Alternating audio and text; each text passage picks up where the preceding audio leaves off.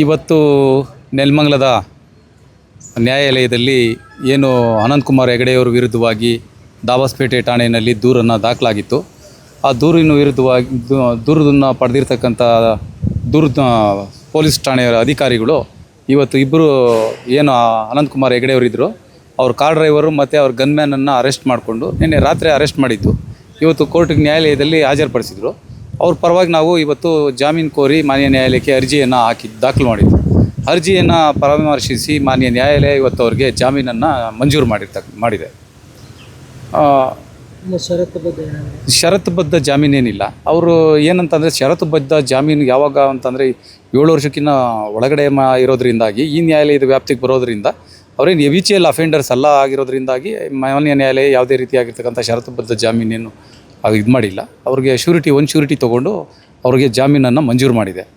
ಇದು ನಡೀಬಾರ್ದು. ಈ ಘಟನೆ ಏನಿದೆ, ಈ ಘಟನೆ ಹಿಂದೆ ಈ ಬೇರೆ ರಾಜಕಾರಣಿಗಳ ಹಸ್ತಕ್ಷೇಪ ಬಲವಾಗಿ ಕಾಣ್ತಾ ಇರ್ತಕ್ಕಂಥದ್ದು ಎದ್ದು ಕಾಣ್ತಾ ಇದೆ. ಯಾಕೆಂದರೆ ನಿನ್ನೆ ತುಮಕೂರಿಂದ ಬೆಂಗಳೂರು ಕಡೆ ಹೊರಟಿರ್ತಕ್ಕಂಥ ವಾಹನ ಬರ್ತಾ ಇದ್ದಂಥ ಸಂದರ್ಭದಲ್ಲಿ ಅದೇ ಏರಿಯಾದಲ್ಲಿ ಇರ್ತಕ್ಕಂಥ ಏನು ಕಾರ್ನಲ್ಲಿ ಬಂದಿರತಕ್ಕಂಥವ್ರು ದೂರದಾರರೇನಿದ್ದಾರೆ ಅವ್ರು ಇವ್ರ ಕಾರ್ಗೆ ಅಡ್ಡಗಟ್ಟಿ ಗಲಾಟೆ ಮಾಡಿದ್ದಾರೆ. ಇದನ್ನು ಅಲ್ಲೇ ಅವ್ರಿಗೂ ಇವ್ರನ್ನೂ ನಿಲ್ಲಿಸಿ ಸಮಾಧಾನ ಪಡಿಸ್ಬೋದಾಯ್ತೇನೋ ಅಂತ ಅನಿಸುತ್ತೆ. ಆದರೆ ಪೊಲೀಸ್ನವರು ಯಾವ ಒತ್ತಡದ ಮೇಲೆ ಅವ್ರ ಮೇಲೆ ಅನಂತಕುಮಾರ್ ಹೆಗಡೆಯವರು ಮತ್ತು ಕಾರ್ ಡ್ರೈವರು ಮತ್ತು ಗನ್ಮ್ಯಾನ್ ಏನಿದ್ದಾರೆ ಅವ್ರ ಮೇಲೆ ಸುಳ್ಳು ದೂರನ್ನು ದಾಖಲು ಮಾಡಿದ್ದಾರೆ.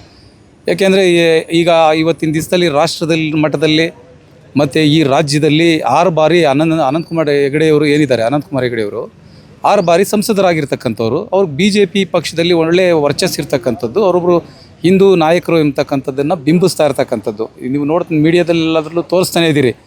ಇದನ್ನು ಅವ್ರಿಗೆ ತೇಜೋವಧೆ ಆಗಬೇಕು, ಅವ್ರಿಗೆ ತೊಂದರೆ ಮಾಡಬೇಕು ಅನ್ನೋ ಉದ್ದೇಶ ಇಟ್ಕೊಂಡು ಮಾಡಿರ್ತಕ್ಕಂಥ ಘಟನೆ ಅಂತ ಇದು ವಾಸ್ತವಾಂಶಿಕವಾಗಿ ಕಂಡು ಬರ್ತಾ ಇದೆ.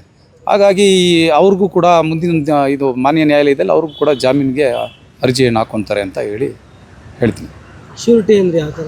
ಶ್ಯೂರಿಟಿ ಅಂದರೆ ಒಬ್ಬರು ಜಾಮೀನುದಾರರು ಏನಿದ್ದಾರೆ ಅವರು ಬಂದು ಜಾಮೀನನ್ನು ಕೊಟ್ಟಿದ್ದಾರೆ ಅವ್ರ ಪರವಾಗಿ. ಪ್ರತಿ ಬಾರಿ ಅವರು ಕೋರ್ಟ್ಗೆ ಯಾವುದೇ ರೀತಿ ತಪ್ಪಾಗಿ ಹಾಜರಾಗ್ತಾರೆ. ಒಂದು ವೇಳೆ ಹಾಜರಾಗದಿದ್ದಂಥ ಸಂದರ್ಭದಲ್ಲಿ ಶ್ಯೂರಿಟಿದಾರರು ಏನಿದ್ದಾರೆ ಅವ್ರು ಕರ್ಕೊಂಬಂದು ಮಾನ್ಯ ನ್ಯಾಯಾಲಯಕ್ಕೆ ಹಾಜರುಪಡಿಸ್ತೀನಿ ಅಂತ ಹೇಳಿ ಅವರು ಬಾಂಡ್ ಬರ್ಕೊಟ್ಟಿದ್ದಾರೆ ಮಾನ್ಯ ನ್ಯಾಯಾಲಯಕ್ಕೆ. ಅನಂತಕುಮಾರ್ ಹೆಗಡೆಯವರು ಏನಿದ್ದಾರೆ ಅವ್ರದ್ದೇನು ಅದರಲ್ಲಿ ಪಾತ್ರ ಏನು ಇಲ್ಲ, ಇವ್ರದ್ದು ಏನೂ ಇಲ್ಲ. ಅವ್ರ ಉದ್ದೇಶ ಏನು ಅಂತಂದರೆ ಮೋಟಿವ್ ಏನಂತಂದರೆ ಇದು ಜನಾಂಗೀಯ ಘರ್ಷಣೆ ಆಗೋ ರೀತಿಯಲ್ಲಿ ಸಮಾಜಕ್ಕೆ ಬೇರೆ ಥರದಲ್ಲಿ ಬಿಂಬಿಸಬೇಕು ಅನ್ನೋ ಉದ್ದೇಶ ಇಟ್ಕೊಂಡು ನಡೆದಿರ್ತಕ್ಕಂಥ ಘಟನೆ ಅದು. ಈಗ ರಸ್ತೆಯಲ್ಲಿ ಹೋಗ್ತಾ ಇರ್ತಕ್ಕಂಥ ಸಂದರ್ಭದಲ್ಲಿ ಯಾರು ಅಂತಲೇ ಗೊತ್ತಿರೋದಿಲ್ಲ, ಐಡೆಂಟಿಫಿಕೇಷನ್ ಇರೋದಿಲ್ಲ. ಅಂಥದ್ರಲ್ಲೂ ಕೂಡ ಕಂಪ್ಲೇಂಟಲ್ಲಿ ಇವರೇ ಇದು ಮಾಡಿದ್ರು ಅಂತ ಅಂದ್ಬಿಟ್ಟು ಹೇಳ್ತಾ ಇರ್ತಕ್ಕಂಥದ್ದು ನೋಡಿದ್ರೆ ಅವ್ರಿಗೆ ಹಿಂದೆಗಡೆ ಯಾರೋ ರಾಜಕೀಯವಾಗಿ ಪಿತೂರಿ ಮಾಡಿ ಅವ್ರ ಮೇಲೆ ಈ ಸುಳ್ಳು ದೂರನ್ನು ದಾಖಲಿಸಿದ್ದಾರೆ ಅಂತ ನಾನು ಹೇಳ್ತೀನಿ. ಅವ್ರಿಗಿನ್ನೂ ಜಾಮೀನು ಸಿಕ್ಕಿಲ್ಲ. ಜಾಮೀನು ಸಿಗುತ್ತೆ, ಜಾಮೀನಿಗೆ ಅರ್ಜಿ ಹಾಕೋತಾರೆ. ಒತ್ತಡ ಇದ್ದಿದ್ದರಿಂದಾಗಿ ಅವರು ಒತ್ತಡ ಅಂತಂದರೆ ಅವರು ನಿನ್ನೆ ಹೋಗಬೇಕಾಗಿತ್ತು, ಅವ್ರ ಮಗವರು ಎಲ್ಲೋ ಇದಕ್ಕೆ ಹೋಗ್ಬೇಕಾಗಿತ್ತಂತೆ, ಸೊ ಹಂಗಾಗಿ ಫಾರಿನ್ಗೆ ಹೋಗ್ಬೇಕಾಗಿತ್ತು ಅಂತ ಹೇಳಿ ಅವ್ರು ಹೋಗಿದ್ದಾರೆ. ತೇಜೋವಧೆ ಮಾಡಬೇಕು ಅನ್ನೋ ಉದ್ದೇಶ ಇಟ್ಕೊಂಡು ಮಾಡಿರ್ತಕ್ಕಂಥದ್ದು. ಈಗ ಅವ್ರ ಕಂಪ್ಲೇಂಟನ್ನು ನೀವು ನೋಡಿದಂಥ ಸಂದರ್ಭದಲ್ಲಿ ಕಂಪ್ಲೇಂಟ್ನಲ್ಲಿ ಹೇಳಿರ್ತಕ್ಕಂಥದ್ದೆಲ್ಲನೂ ಅವ್ರದ್ದು ಒಂದು ಸಮುದಾಯದ ವಿರುದ್ಧವಾಗಿ ಕೆಟ್ಟದಾಗಿ ಬೈದಿದ್ದಾರೆ ಅನ್ನೋದನ್ನೇ ಬಿಂಬಿಸ್ತಾ ಇರೋದು ನೋಡಿದ್ರೆ ಅದನ್ನು ಓದಿದಾಗ ಅದು ಉದ್ದೇಶಪೂರ್ವಕವಾಗಿ ಮಾಡಿರ್ತಕ್ಕಂಥ ದೂರು ಅನ್ನೋದು ಎದ್ದು ಕಾಣ್ತಾ ಇದೆ.